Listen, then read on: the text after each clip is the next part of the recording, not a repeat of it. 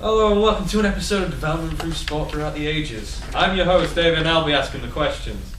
The questions that I will ask him will be the government in charge, important documents, milestones, events and organisations, and their impacts, so we can get the most out of the show today. Today, we are discussing the eras of the 70s, the 80s and the 90s. Thank you very much for my secondary cameraman. He's very helpful, he's right there. Right there. So, today we have our experts. I want you to introduce yourself. These are the experts of the 70s. My name is Tom Nerney. Yes, good. And I will be doing the 70s. And you're his research person? Yeah, my name's Paul Scholes. Paul Scholes, right, good. Alright. I'm on my own. My name is Mateus, and I'll be doing 80s. Yeah, she seemed like a very foreign outside of the UK, so... Yeah, I'm from Poland originally. You're an expert in Poland, that's very nice. That's very good, yes.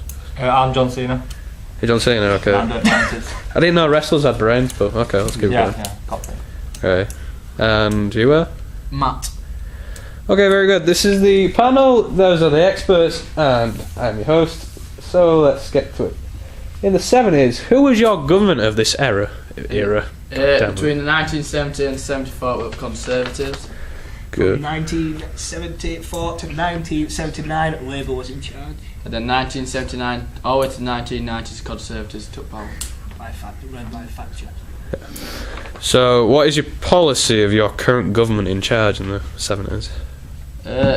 Labour was in power through the 1960s to the 1970s. This affected the 1970s by Labour and the willingness of British government to accept the sport and leisure in public policy. Labour, by accepting sport and leisure public policies affected the 1970s, had this promoted sport, disagreeing with the nationalist theme what Conservatives held for the first 4 years, planning more funding for elite sport rather than mass. So alternatively, the Labour Party felt they were 4 years behind with only having 4 sports centres across the UK. So Labour wanted a more mass elite for sport, and Conservatives wanted for just elite athletes rather than mass participation. In this era, did the government produce any important documents to do with sport? In 1972, Conservatives initiated a GB Sports Council, mainly created as a buffer between voluntary sector for sport and the government focused on mass participation and building new facilities. In 1973, House of Lords report Sport and Leisure set the agenda for subsequent debate regarding links between social policy and sport. In 1975, the White Paper Sport and Recreation confirmed sport and recreation as a legitimate element of welfare and state. In 1977, White Paper Policy for Inner Cities, a context of economic decline sees sports utilised as a means to an end. 1979, the New Right Conservative Party re-elected accountable and cooperative planning required for sports bodies. This goes back later on from between 1970 and 1974, Conservative view of sport policy. The 1970s Conservative Party identified a distinct area of public policy emerged around sport. This establishment of Great British Sports Council. This gave way for the Conservative Party regarding international success. So this gave a new type to the Conservative parties, as in the late 1960s the Labour Party were in charge and targeting more mass sport rather than elite. From 1974 to 1979, Labour's view on sport policy. Labour adopted the Great British Sport Council from the Conservatives. This helped build awareness from the government organisation to raise the profile of sport and provided an organisational infrastructure around which sports interests could lobby. The appointment of Dennis Howell as the Minister of State Sport Recreation from 1974 to 1979. This specifically, in this period, emphasised on a universal success and described recreation as one of the community's everyday needs and a part of general fabric and social services. This policy was from the White Paper of Sport and Recreation. 1979, the Conservatives gained power and brought in the New Right. This was responsible, accountable of cooperative planning required of sport bodies. Implications for sport meant that Sports Council increasingly began to get directed by the government. Did this document lead to anything more? In 1972, GB Sports Council rhetoric of sports for all in practice targeted programmes aimed specifically for social groups and areas. The policy was effective because sport for all is still running considerably. latent demands. This was not effective because demands of the well and grant aid to MGBs rose considerably from 3.6 million in 1972 to 15.2 million in 1979. This shows us that the policy was effective, so more funding was pumped into the system. So basically they created something with a certain amount of funding, and then because it was working, they raised funding. 1973, the House of Lords report Sports and Leisure emphasised broader category of recreation as against narrower concept of sport. Funding to be directed less at identified demands and more latent demands. This was not effective because the demands of recreation appeal were not identified in demand as more is given rather than take on sport. In 1975, White Paper reports Sport and Recreation. Sport becomes a tool to meet social policy goals, but other rational underpinning sport policy are retained, meaning it gave a new outlook to sport in a whole on which it needs to target and hone.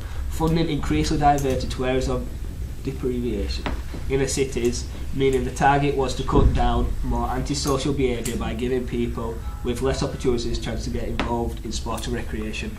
1977, the White Paper policy inner cities growing congruence between government and sports policy. So this began during a sport council and government battle against a national problem, which was in the inner city deprivation and crime. Funding allocation directed a wider antisocial behaviour, and the agenda of mass participation focused on recreation and elite participation in sport. So the mass participation were more just like people trying to get involved in like sports centres and the elite were trying to get them into actually organised games such as football, tennis and cricket. In 1979, the new right sports council increasingly directed by government funding for welfare objective begins to be questioned. How did the policies affect the sport government? This affected sport government as it took the focus away from the agenda which was first targeted increasingly sport for elite participant and recreation in mass sport. The attention turned more upon trying to prevent youth crime and hooliganism across the UK, the reason for White Paper report. This obviously affected it by two parties gaining power in the 1970s with a different outlook, so within the years the prime understanding of what the target was kept changing and going back and forth. They started adopting the same principles with mass participation for people, just normal people who were just in sport, and an actual sport, organised sport for just people who were going elite level. Were there any key milestones or events that happened inside this era? National outbreak of hooliganism was due to the permissive UK society, and in the 70s Labour government allowed large leniency of behaviour because of cuts, mass strikes and changing culture. Hooliganism was a result of working class rebelling against the upcoming which is the upper class cultures. However, Conservatives promoted standards which working classes rejected. This then resulted in role model old fans stopping attending football games because new products of interest of comedians that they cost more took over, such as cars, gardening and membership to affiliations, as people were paid more. This left masses of young males unsupervised and on the terraces, but on the other hand, or could ever be confirmed a direct cause of hooliganism. Were there any organisations that were formed in this era? It was just trying to get the power of fencing in football, so in football games. So this were trying to, and this played a big part in Hillsborough later on. Obviously, police were getting more police at football games, which then made it not able to try and focus on other stuff. And then it just stopped people trying to like idolise football, and that's because people aren't going anymore because they thought, I'm not going to that because it's just entire mess of hooliganism or violent games. So you're saying that crime was basically out of rampant towards your era? Yeah, this is where hooliganism really started down because people were getting paid more, so they didn't want to go to just pay for football games. It became more of a lower class thing, football, rather than middle. So there was a separation between the socio-economical groups? Yeah, there were. With the people, the lower class obviously got shoved into pens more and more. Obviously there were alcohol available at the game, so this caused a lot of that. And then it's flowed on to the 1980s, obviously when Thatcher took charge. So, who was your government in charge of your era? So in 1975, Margaret Thatcher defeated Health in the Conservative by-leadership election to become the leader of the opposition, and she became the first woman to lead a major political party in the UK. The previous government affect this era, or Well, the government has been held by Margaret Thatcher since she became first female Prime Minister in 1979. Her first 2 years were quite hard, as there was a massive unemployment, and but the economy gradually showed improvements through the years. what were the aims of Margaret Thatcher during her involvement in the government? Basically, she promoted sport, using sport to stop crime. She tried to undermine the people's view on the need of government, such as the ways of the Conservative government. She tried to make the people not be as dependent on the government, have their own lives to be relying on themselves. Yeah, which links back to the 70s, which has sort of lost its researcher for some reason. Say that again, sorry. Tom, can you relevant that back to the 70s? What? With hooliganism running rampant? What do you mean? He has just said, Yeah. your expert in the 80s have just said that hooliganism is Margaret Thatcher's main target, which came from the 70s, because it was so high, as you just said. Yeah. Yeah. You shouldn't be getting out of your seats. What's the next question then? The next question is, were there any important documents produced in the 80s? Yeah, well, the Sports for All has been produced in 1981. The ideas behind Sport for All is basically stated in the title, Sport for All People, same as Action in Sports in 1981. However, this programme was provided to encourage the development of positive attitudes to sports and recreation among the local participants group, and develop a concrete programme for recreation activities appropriate to the people in cities. How does this document impact sports? The main aim of the publication of Sports was to get as many people as possible to participate in sport, even if it was just the participation level. So it's more like for mass participation instead of the elite participation of the Exactly, 70s. And the aim was to get 1.7 more men and approximately 1.9 million women in sport. Yeah. Now women are a higher figure because of the recently outlook on sports for them, and the amount of women continuing in sport after participation level, which was one of the aims of the national demonstration programme. It showed the differences between the inner city groups. It showed the lack of facilities for sport, in which after the publication was made, the government and local authorities started to put some more money into the local sport facilities to improve the influence of the sport in the areas. Were there any reason for the hooliganism and crime running rampant in the 80s? Were there any key milestones or events that could contribute to that? Yeah, so seconds, the key milestones was the main key milestone was in the area that was the economic crisis Which? in 1975. That was caused by the Labour by borrowing £2.3 million, Yes. which would have led to development of sport being slightly lopsided. Also, the welfare state might have not been able to keep up their normal standards because of the crisis, basically. Did the crisis lead to anything? As in the economic crisis, did it lead to like any events happening in cities? In 1981, riots led to cooperation between Manpower Services Commission and Sport Council, despite the Prime Minister's negative position to this. This provided the resources for the Sport Action Programme. The Action Sport Programme was where to tackle intercity problems, just unemployment, crimes in the area. General problems, what they were starting riots, that was just because of the economic crisis, so the whole programme just was messed up because of that. Right. Were there any organisations formed in your era, or split, or renamed into anything? The Sports Council is an organisation that came up with the programme to increase the mass participation in the UK. In 1980s, as a result of the Sport Council calling together the many voluntary and statutory bodies to encourage cooperation and effective use of resources, the UK Sport Association for People with Mental Handicap was established.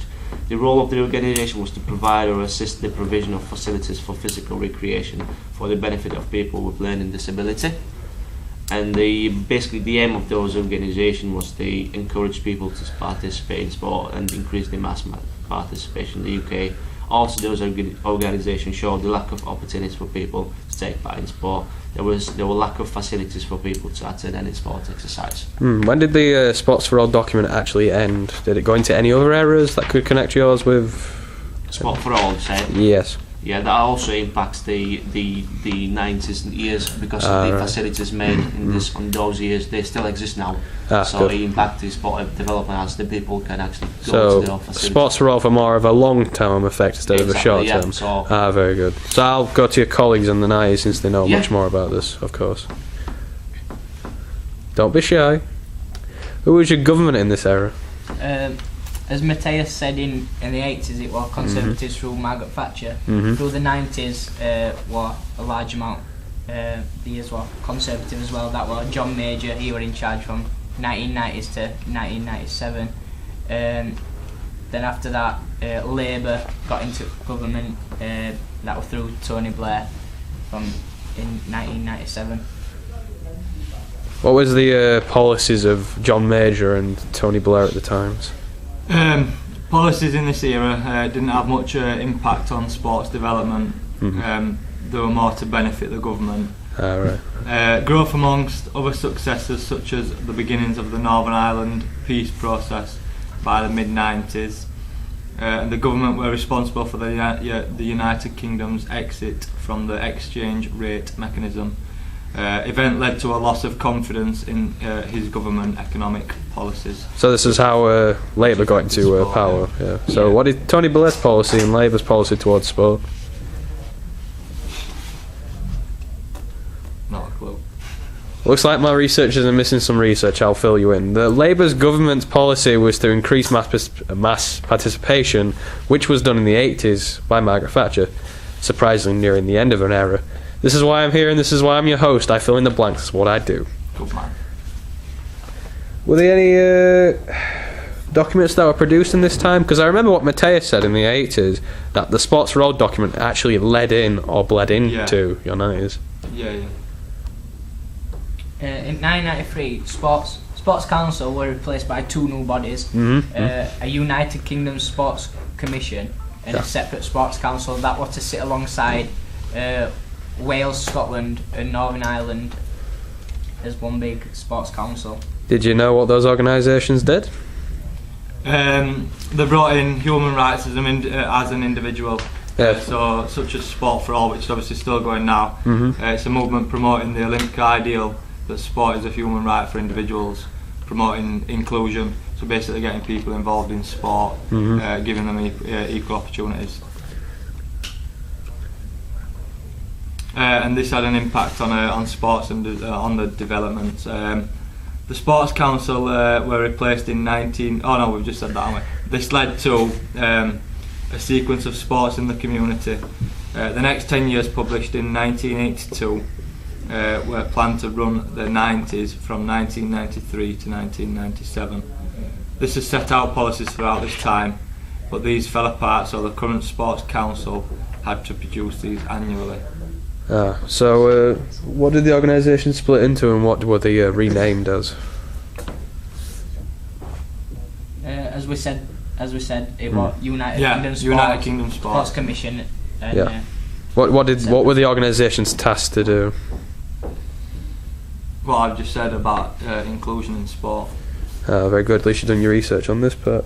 Were there any key milestones or events that happened in the 90s? We've got a couple, and then Cal and Tom's got a couple. The national curriculum has subsequently been reviewed and reformed on several occasions. The first review in 1993 was a response to teachers' complaints that the national curriculum and its testing arrangements were simply too unwieldy. So basically it weren't focusing on individual sports, it was just focusing on football. So it weren't really giving any opportunities to people who wanted to box and things like that. In 1993, the National Curriculum Council and the School Examination and Assessment Council were merged to form the School Curriculum and Assessment Authority. And have you got a couple like? Is this key milestones in 90s? Yeah. Obviously, key milestones in 90s were there were more attention upon youth in sport. Obviously, as you can see, with Class of '92 and Man United, the more youth system going through. There were obviously bands taken over world like such as Oasis and that. So so it were more like they were pretty more trusting youth system. Obviously, like the golden generation in England football, there were more youth going through that system.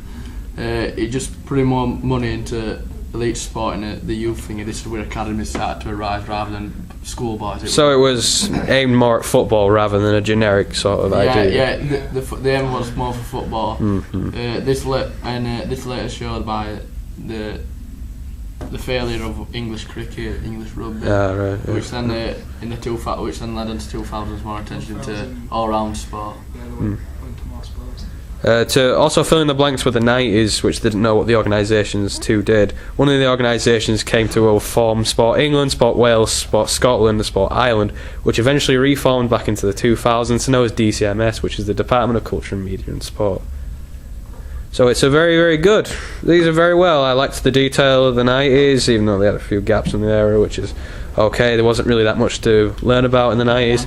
The 80s were precise, quick, clean, as I expect from the 80s, since a lot of things did happen in the Margaret Thatcher era. And the 70s, it did very well. Started off the train about crime and hooliganism, which led on to the 80s, which did mass participation eventually, which bled into the 90s, which all of it sort of scanned itself into a way of getting elite and mass into sport as it is today. Just getting right. I've been your host. So these have been my experts. I want them to say the names once more. Matt. Big Market. So what's yours?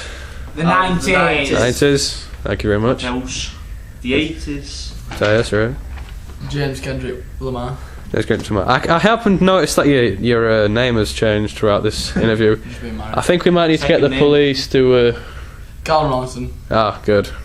This is the 80s. This is the 80s. I've been your host, David Haig, and this has been an episode of Development of Sport Throughout the Ages. Thank you, and I hope you had a wonderful time listening to these people, because I sure did. What's that? We're doing it.